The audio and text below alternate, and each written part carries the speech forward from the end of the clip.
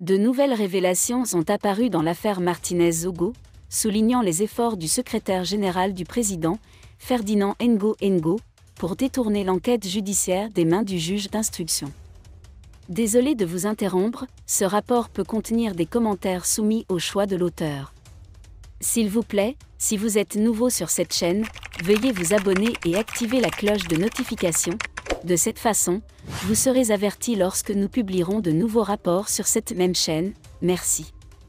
De fréquents échanges téléphoniques entre la victime et Ferdinand Ngo et son épouse Selina Ngo ont donné lieu à une série de tentatives pour retirer l'affaire au juge Sikati II. L'opération a été à nouveau confiée au Sikati II Kwame Aimé Florent et au commissaire du gouvernement Béline Serlin. Tout a commencé avec la convocation inattendue du juge Sikati II à Martin Stéphane Savom, proche de Ferdinand Ngo. Face à cette situation, le secrétaire général de la présidence a demandé le retrait des pièces du dossier et a demandé au président de sanctionner les juges qui l'accusaient de mener des enquêtes à charge. Le juge Sikati s'est toutefois concentré sur l'identité de Savoma, mais doit encore l'interroger sur les faits. L'histoire montre que ce n'était pas la première fois que Ferdinand Ngo tentait d'influencer l'enquête. Après la découverte du corps de Martinez-Zogo, il a limogé le procureur de MFU, Oyono Ebeza, et formé une commission mixte, éveillant les soupçons. De nouveaux contenus sur le téléphone de la victime ont révélé des liens étroits avec Ferdinand Ngo, alimentant les craintes d'interférence avec la justice. Cette tentative de faire avancer l'enquête suscite des inquiétudes quant à la transparence du processus judiciaire et souligne la nécessité de préserver l'indépendance de l'enquête sur l'assassinat de Martinez-Zogo, un acte tragique qui continue d'attirer l'attention nationale.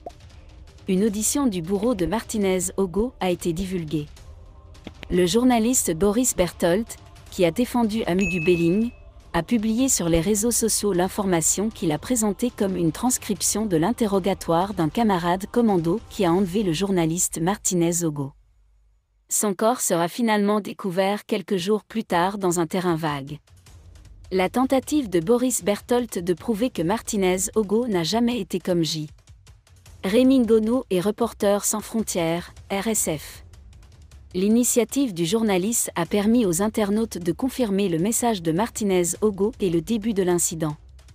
Il y avait en fait un Prado noir rempli de bourreaux qui ont kidnappé Martinez-Zogo. Merci d'être resté avec nous jusqu'à ce point, comme toujours pour promouvoir la liberté d'expression. Laissez vos opinions à ce reportage dans la section commentaires ci-dessous. Si vous avez aimé cette vidéo, merci de liker, partager, commenter et surtout vous abonner à la chaîne. Et on se retrouve très vite pour une prochaine vidéo.